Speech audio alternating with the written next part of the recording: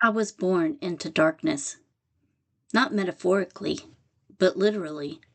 The man and woman that donated a sperm and egg and subsequently birthed me into the world, well, they were multimillionaires, well connected, and deeply entrenched in the satanic occult. From the time that I could walk, I was taught rituals, symbols, and secrets that most people only hear about in whispers. Their influence stretched across continents, especially in parts of Africa where spiritual warfare is raw and unfiltered. I was raised to believe that power came from darkness, and unfortunately, I was programmed to serve it. But what the world called power was really bondage. What they called freedom was a prison for my soul. And then God intervened. Through a series of divine appointments, I was rescued, not just physically, but spiritually. I found my forever family, a Christian family who didn't just preach love, but lived it. They helped me unlearn the lies, rewire my thinking, and walk in the light of Jesus Christ. I was no longer a servant of darkness. I became a joyful child of God. That's why I need to talk to you about Halloween.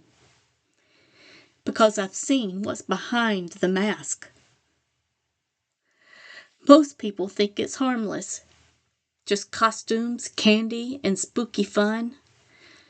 But Halloween's roots run deep into the soil of paganism and the occult. It began with the Celtic festival of Samhain, a night when the veil between the living and the dead was believed to be the thinnest.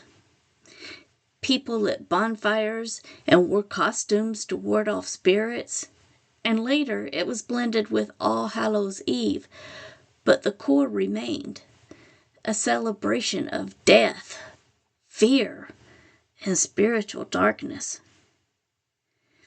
And here's something most people don't know. Halloween is actually a high holy day for Satanists. I've seen it firsthand. Large gatherings, rituals, invocations.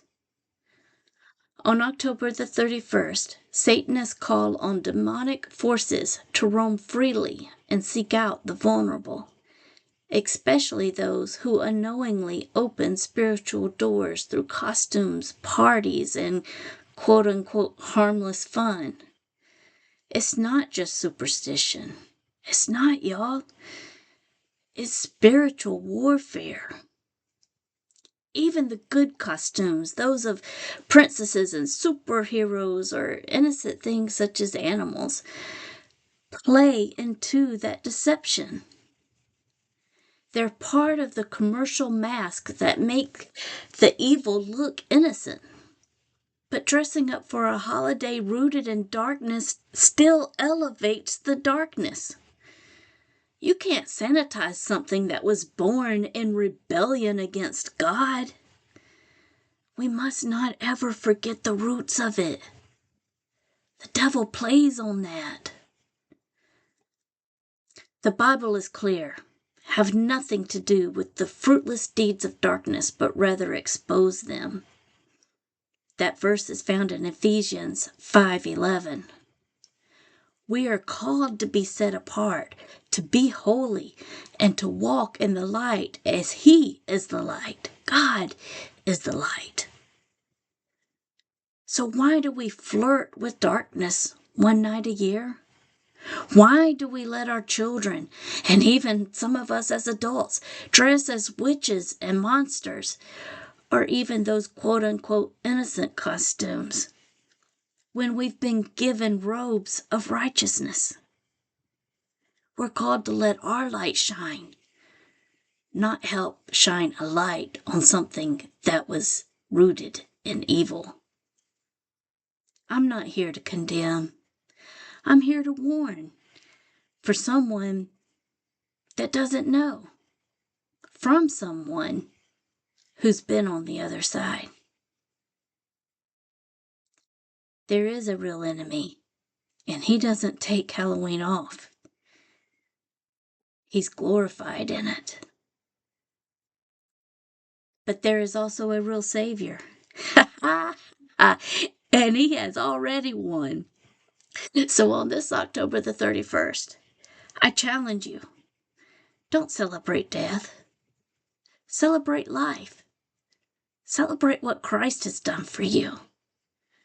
Don't glorify fear. Walk in faith. Don't open the door to darkness. Shine the light of Christ.